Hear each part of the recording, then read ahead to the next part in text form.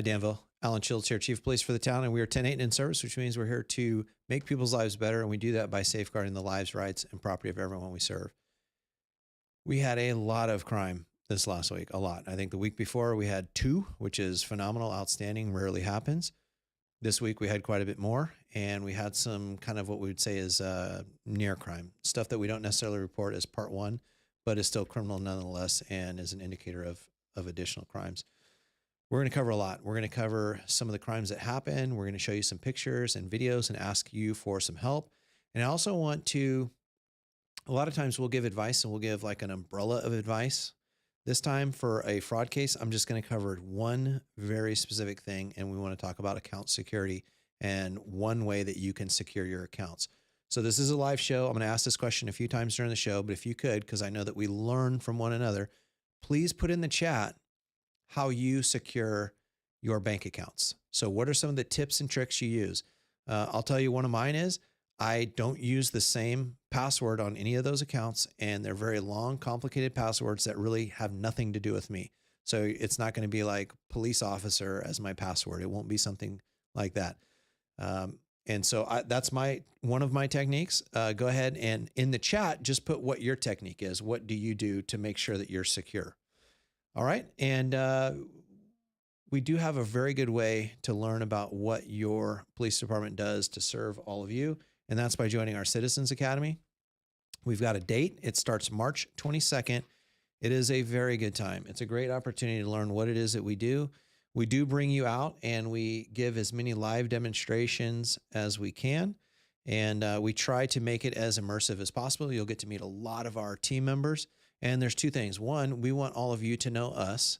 And the other is we want to get feedback from all of you on what it is that we can do better. And we realize that we work and serve in a community full of very smart people that have a lot of different backgrounds. They come from different backgrounds and experiences, and we can learn from all of you. So if you've got ideas, we're all ears and we want to hear them. In addition, we'd ask you to download the All Hazards Guide. The All Hazards Guide has information on seldom occurring events, so low frequency events that pose a very high risk, such as wildfire. So we're kind of starting to ramp up for the wildfire season, and we want you to look at it. It'll help you prepare for it now so that when wildfire season happens, you'll be better able to survive during it and pick up the pieces after it happens.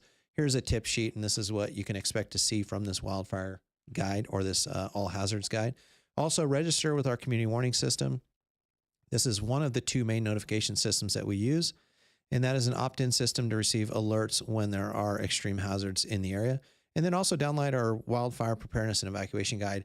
Links to all of that's in the description. For the 2 guides, we just say download them, review them with your family, chuck them in a drawer. So if you need to go back and review them, you've got them there and you're not relying on the internet or anything like that. On the wildfire guide, you can see they offer materials like this where it shows you a good example of what you can do to create defensible space around your house, and then kind of get you in the mindset of preparing both your property, your family, and having kits and things like that. And we'll go over that.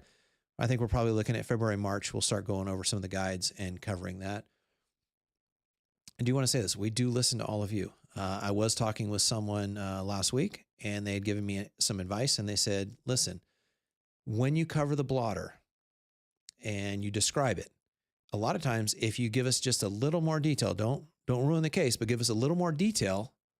And that way we know what we can do to better protect ourselves. And I'll just use a random example of residential burglary. If they're entering through the back door, then we know that, hey, we might need to protect the rear a little better, or we may need to put cameras or motion lights up, or that's something for us to know. And so I will work hard to do that. I'll make sure that we incorporate a little bit more of that in this report. But what I'm not going to do is I won't ruin the investigator's case. I make sure to not give up details that they are using to help try to solve these cases. We put the information out to all of you so that you are aware of what's going on and you can be prepared. And that in the case of today, I'm actually going to ask for your help. And I'm going to show you pictures and I'm going to show you some videos. The video I'm going to show you for a couple of reasons. 1, I need your help identifying the people. 2, it shows you what some of these window smash burglaries actually look like. And a lot of times we ask for your help prior to an event. We say, if you see something, say something. If something's unusual, well, this is a good example of what unusual looks like. And we'll detail that. All right, let's see the tips. I know somebody had put some tips here. So we're looking at the question of the day is if you're trying to secure your accounts, so your bank accounts, checking account, your investment accounts, how is it that you do that? My suggestion was I use very complex and unrelated passwords. And it looks like Nelson has the second and what I use as well, which is two-factor authentication. And we're actually going to cover both of those later in the show with a video from the FBI. And so that's very good. I'll be honest, we had it, last night we were my wife and I trying to do something online with a purchase, and it was great. It was actually declined. And at first that kind of thing hits you in the gut and you're like, declined, what? Well, we got an alert on our phone that said, hey, this is potential fraud. Is this a legitimate charge? Love doing business with banks that will take those proactive steps to make sure that I'm not a victim of fraud. So as far as two-factor authentication, those notices, those are all good things that we can put in play to make sure that we're safe. All right, so what happened in crime and traffic this week? You can always go any time of the week, any time of the day to communitycrimeapp.com, and you can look and see what is happening in your neighborhood. You can also look at you can look at the Megan's Law through this website, and you can set up alerts so that as crime happens, it'll come right to your email, and you can set up like a daily digest or as it happens, and you'll get that information. All right, let's look at our collisions. This is about an average week. We had 3 reported traffic collisions, and we had 1 hit and run.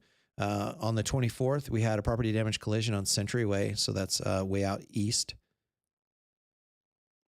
Sorry, way out down south there in the Greenbrook area.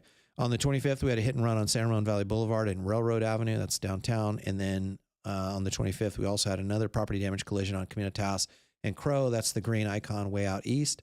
And then on the 28th, we had a property damage collision on the 400 block of Diablo Road. So 2 of those in our downtown area and the others in a residential, and then another one on Communitas. That kind of fits. We have about a third of all of our collisions occur in that downtown corridor. The next area of concern is our Communitas corridor, and then you'll see them spattered throughout our residential neighborhoods. So that kind of fits what we typically see. If you have a question, go ahead and throw it in the chat here. I'll try to answer them as I can during the show. And if I can't, I will make sure to answer it after. And as a reminder, I am watching because I noticed that there's more people watching on YouTube Live. I will monitor both chats, and I will work to try to answer any questions on either of the 2 platforms. So if you're watching live, go ahead and ask those questions there. All right, so crime. This is the first time I had to break it up into 3 slides, and I wanted to do that because there were 2 significant days that we had a fair amount of crime for Danville, and so I wanted to kind of break those out. Overall, we had 2 burglaries. One was a residential burglary, and one was a commercial burglary. And then we had 7 thefts, 1 vehicle theft, but on that same day, we had 3 attempted vehicle thefts. So on the 23rd, we had the theft of a wallet and a cell phone from a purse of a Safeway shopper, and then the credit cards were used later. And again, this is we've talked about this on the show before, but I want to, since it happened, I want to provide the tip. When you're out and about, it's best to minimize the exposure. We talk about the crime triangle. That is the motivated offender, toughest one to control. We don't know when they're going to strike. It is the location. So that is, in this case, it's Safeway. And so we know that that's a place where people might want to target either your vehicle if things are left in plain sight, if you've got a backpack on your back, which that's usually me, or if you're carrying a purse under your arm, we know that that's a likely target for someone wishing to steal from you. One of the things that I don't see as frequently now, but I used to all the time, was people would set their backpack, their bag, or their purse in the child area of the cart. That's a sure way to let people know that you're not going to pay as close attention to that item. In this particular case, I don't have the details as to how the theft has occurred, but the shopper was there and they were able to take the purse, or the wallet from the purse. So what we recommend, if you're going shopping, the easiest thing you can do is maybe just bring your phone, stuff this with a couple of cards in the back, put it in your pocket. That way, as you're walking through the store, you've got nothing in your hands and nothing that looks like it is ready to be taken. If you do carry a backpack, you might see me from time to time in the store, and I'll carry a backpack on my back. I have to be wary of that because I've got zippers in the back, and I know that people can easily unzip that and remove things from my bag. And so if you're going to carry a purse under your arm, what we recommend is use the cross shoulder, carry it underneath your arm, and have positive control. Next week, I'll re-show the video from Costco, which showed a skilled thief actually take the wallet from the purse. And this lady was fantastic. And I mean that in our victim sense. Fantastic. She had the purse. She had it under her arm. This was just a very skilled thief. And so we'll load that one up for next week and show that as a lesson in what can happen. All right. So on the 25th, we had what it's called wire theft because it occurs online. Wire theft from personal banking account. The money was transferred from their banking account. And so I will show, and that was kind of what prompted the question of the day, but I will show a slide that'll kind of demonstrate how that occurred and what you can look for. On the 26th, we had a window smash commercial burglary from the BevMo on Diablo. And later I'll have once we get through the blotter, I'll have some photos of those. And then on the 26th, we also had an unrelated theft of merchandise from the Smart & Final, and we've got video of that one as well. All right, on the 23rd, we had a theft of a package from 2 unlocked vehicles on Garden Creek Place. That's the yellow circle in the upper left there. And then we had a package that was stolen from the porch on the 800 block of Camino Ramon. All right, so on to, these are the vehicle thefts and the attempted vehicle thefts. So a lot of these won't show up on our log because they're attempts, but the stolen vehicle attempt is, I indicated them with the circles. So the one downtown was on the 300 block of Diablo Road. And then there was one on Casablanca Street and then Pelican Way. And then the actual vehicle theft occurred on Swallow. And that is basically, that is the circle that is just to the south of the Safeway shopping center. So it was in that community there. So three attempts, 1 successful vehicle that was stolen, and they all were older vehicles, trucks, and they had the steering columns ripped down. And so though it looks like that was how they were taking those vehicles. We know that with newer vehicles, we've got a different way to avoid it. And typically what we say is, as long as you have your key, your car's not that likely to be stolen because they need the RFID, the chip in the back, in order to actually start the car. So as long as you have control of your keys. Unfortunately, that's not the case with some of our older cars. They don't have chipped keys, and so you don't have that. On the 29th, we also had a residential burglary on Gil Blass, where boxes were taken from an unlocked garage. This one was reported to us, but it occurred over several days, so we don't have a very good time frame as to when that one occurred. That one doesn't seem to be similar in method to the residential burglaries that we've been seeing on the north end of town. It doesn't seem to be quite related to those. All right, so here is our call to action, our call for help, and this is what we want to show you, these photos. So the first one is the theft of the wallet. These are the ladies that stole the wallet, and we know they're the ones that stole the wallet because they're the ones that ended up using the credit cards a short while later in neighboring cities. And so we do have a couple photos of them. And so what we'd ask is if you know who these people are, you can either direct message us or send a email to Sergeant Balea, and I put that email address in the description. But if you look, there is a pretty unique sweatshirt there with unique design. So if you know who that person may be, we would ask that you give us that information and let us follow up on that. Now, the next one I want to highlight is the theft of the merchandise from the Smart & Final. And so we have, and I want to point this one out for 2. One, I really do need your help. So if you know who these are, please let us know. The second one is, notice the camera angle. A lot of residential homeowners and a lot of businesses will ask us and they'll say, where should we put cameras? How should we put them? And this particular camera angle is what I would say is a little high. And what it does is it provides an angle that is not as easy to make an identification on. In this particular case, you can see they're wearing some unique jackets and sweatshirts. So if you know who these people are, we'd again ask if you could help us to identify them. But if you see the camera angle, it's up high. We would prefer it to be a little bit lower so that we can have a better shot of identifying who these people are. All right. So on to the third. The third was the window smash burglary from the BevMo. And on that one, I'll show you the picture first, and then we'll actually cover it with a video because I want you to see and you'll actually get a little bit better picture of what these people look like, at least their clothing, but you also get an idea of what the burglar itself looks like. All right, so this one occurred on January 26th, and let's kick it over to the video. So let's start with the first, close that. All right, so this is them walking up. Now, this business is closed. So if you were to drive by and see people approach a closed business, loiter in front with bags, empty bags, and their face is covered and hoods on. Now watch as he approaches and he takes something out of his pocket, and you'll see him jab the window. He's now punched the window, so the window is shattered, and now they kick it out, and then they force their way right in. And that's how they get in. But that's what we would say is suspicious, right? People loitering in front of a business that's closed, doing so with like a large empty bag. Those are all things that we would look at. And it doesn't mean that on its face that is illegal or unlawful behavior, but it's indicative of potentially unlawful behavior to come. And so we would ask that you call us and let us come check it out. Now let's look at it from the inside. So if you look at the sliding doors in front, and they do a good job of trying to avoid being victims by putting all the carts in front and everything they can. And you can see they just push the carts away and off they go with their bags to try to take everything. And I've got one more angle for you. I just want to show this to you in case you can see who these people are. If you can let us know, we would appreciate it. Again, just send a direct message to us and or send a message directly to Sergeant Balea. All right, so you can see they're making their way with the loot.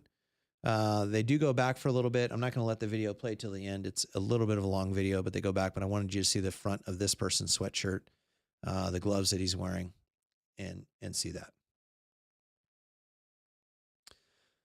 All right. So if you know who any of those people are, I showed you either photos or pictures and video of people, 6 different people, from the BevMo burglary, from the Smart and Final theft, and from a theft that occurred at our Safeway on Communitas where someone took the wallet and then used the information from the wallet.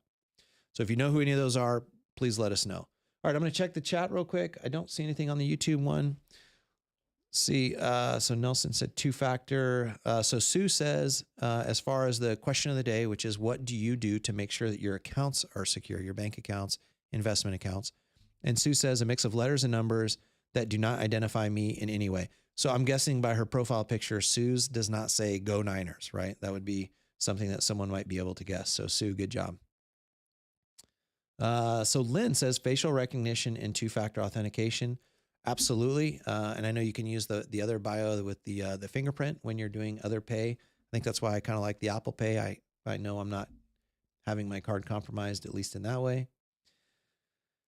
Nelson says set alerts to get push notifications over a certain transaction amount. Well, Nelson, that's pretty good. So I didn't know that was something you could do. So that's something new to me. So that's something I can check on. So I appreciate you throwing the advice out there. And then Sue says, I got called for potential jury duty in Oakland, and I only brought my ID and my cell phone in my coat pocket. So what Sue is describing is when she goes somewhere, how does she make herself appear not to be a victim? And that's no loose bags hanging all over the place and nothing that looks like it's worth taking. Helena says, or a fanny pack, but worn as a crossbody with the pouch across your chest instead of a regular purse. So I do see that. I think Lululemon's got the one out I'm seeing everybody wear now. And so I see that. So fanny packs are making a little bit of a comeback. I admit when I run, sometimes I'll wear one if I have to keep a couple of extra cards or maybe a couple phones on me. I'll do that as well. And then Lou asks, are we still seeing mini catalytic converter thefts? Lou, I'm knocking on the wood here. We're not supposed to say we're quiet on something, but no, we haven't seen as many over the past couple of weeks. Again, last week, so 2 weeks ago, when we did the show, there was only 2 total crimes. It was a fantastic week. And then we didn't see any this week as well. John says, quick question. Because I noticed there has been thefts occurring in the Costco parking lot, are there any specific areas to avoid parking? John, unfortunately not. Generally, when we talk about parking lots, what we would say is you want to park in the areas that are more trafficked. So the further you go back, maybe to the backside of the parking lot, or if you're by an area where people can duck out. So if there were like a trail crossing nearby where people could quickly go to the trail crossing, we would say avoid those areas. But really there isn't. We're seeing the thefts occur at different areas. We're seeing when we did see people go into cars, we were seeing sometimes it happen right in front of the entrance of the store. So there really isn't a great place. What we're doing is we're trying to increase our presence there. We have volunteers that go through there. We also have our patrol officers that go there and our traffic officers. And sometimes a plainclothes car will go out and hang out and just monitor the parking lot and see what they see. I also know that we have a good relationship with Costco, and they've done a good job at intermittently putting security out there as well. And then also letting their staff know how to be on the lookout and report issues. All right. See, so Sue, I'm not sure if that's a question, but it says professionals. And then Adrian, I will check out you posted a link there. I don't know if there's a question with it, but I will certainly look at that. The AI training beyond facial recognition. And then Gary says, is the new law working on cats being catalytic converters? I don't know. I haven't heard anything on the receiving end of them as far as if that's working to stem the tide of that or not. But we'll keep working on our end on the prevention. All right. So let's talk about this account transfer. So the question of the day is, what are you doing to secure your accounts? What steps are you taking? And we've had some good suggestions in here that are, mine was have a very complex password. Sue said, don't use a password that identifies me. And so we've been getting some good tips. Nelson actually had two really good ones. One was make sure you use two-factor authentication, and we'll actually talk about what that is. Actually have a video for it. And then the good one, which I hadn't heard of, was make sure, and Nelson said this one too, set alerts to get push notifications over a certain transaction amount. And so that was some good advice. But let me talk about this one. So this one is the tip really is to monitor your accounts every day. And I want to tell you what happened was, if you've ever linked accounts, there's different ways that you can link two of your, like maybe you might link your personal checking and savings with your investment account, and maybe they're in two different banks. And so in order to verify, there's different ways you can do it. One of the ways you can do it is you can authorize the connection, and what the sending bank will do is it will deposit two very small deposits into your primary account. And what they'll do is they'll look really small. So it might look like 29 cents and 28 cents, right? And so what you'll see if you're watching every day is you'll see, from a certain bank, a small deposit. And if you didn't authorize that deposit or you didn't key that in, that should be an indicator that, hey, this is how you verify that connection. And what you'd want to do is work with your bank and identify that it's fraud. Because once the bad person, the fraudster, verifies that account into their account, what they then do is they take thousands of dollars from your account and put it in their account. And all they did was they had to have access to your account, verify it, and then they were able to wire themselves thousands of dollars into another account. And so that's what we'd ask you to look out for. And that's, frankly, my wife, I'll give her the kudos on this. She's the one that monitors our accounts all the time. Nelson, she may very well have set up the transaction alerts. And so just being vigilant over the accounts you have. Sometimes we can have lots of accounts, and it can be really challenging. So you have to decide how you set up your personal financial platform and how you're going to choose to monitor it. But the more you have, the more vigilant you have to be, because it's very easy to let one of those accounts languish. And it could be a business account. It could be something that maybe you only receive deposits into, and all of a sudden there's a bunch of money missing out of there, and it's because we didn't pay attention to it. So we would suggest that you really pay close attention to those accounts. And I've got a good video here. So let's actually see if this will queue up. So this is from the FBI in Phoenix, and they actually put out a PSA because they were having a lot of account intrusions. And so let's see what they have to say. I'm Craig Marangelo, Assistant Special Agent in charge of the FBI Phoenix Field Office. I oversee our cyber branch. In honor of World Password Day on Thursday, May 6th, the FBI is encouraging the public to strengthen their passwords and move towards passphrases. Passwords are used for everything from phones to email, even personal online financial information. Unfortunately, many people use simple passwords like 1234 or password on multiple accounts. Simple passwords, even those with special characters, are easier for someone to crack. Password length is more important than complexity.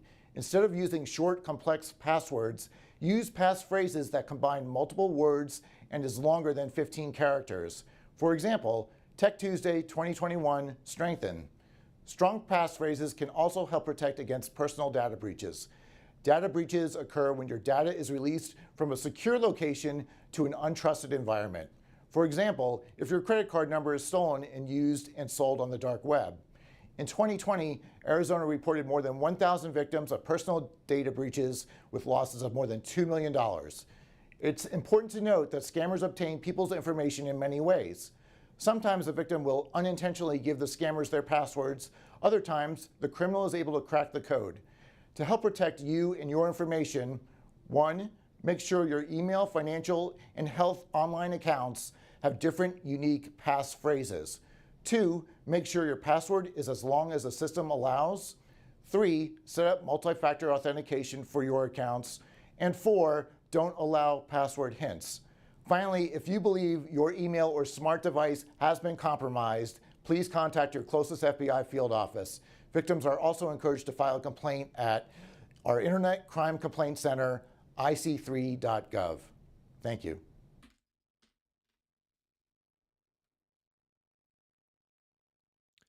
Well, it was pretty good. And I think he was pretty to the point and covered what we want, which is to really pay attention to your accounts and have the two-factor authentication set up. But Sue actually had a pretty good idea here or suggestion, and it's one actually we use here at the town offices. And what she says is she has her accounts that are linked, but her ATM card has a maximum daily limit on it. And so we actually in the town, we do that for our credit cards, and it's to avoid fraud. And so we have pretty low daily limits to make sure that that doesn't happen. So Sue, that's another good way to avoid being a victim. And then if you are a victim, avoid the damage that may occur. All right. So I'm looking for any other questions in the chat. I will stay on for a little bit after and answer any questions. As a reminder, if you have questions, a day or two later, go ahead and shoot me an email and we'll cover those.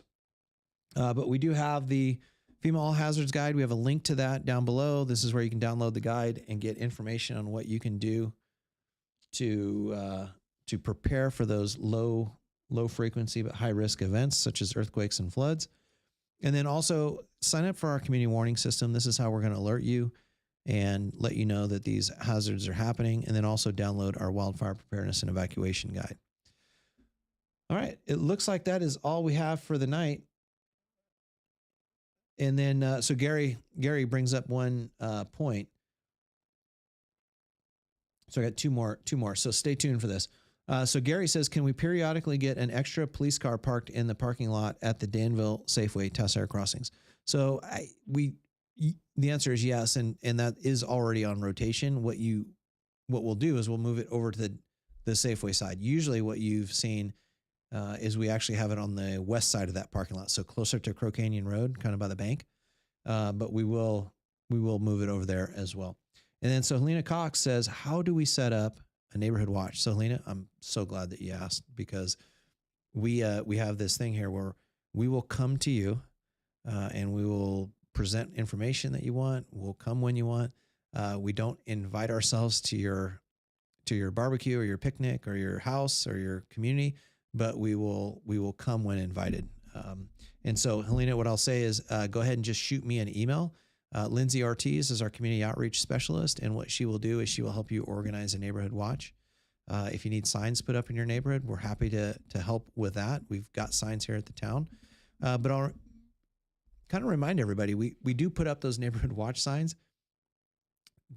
They are not for the bad guys. They're not for the crooks.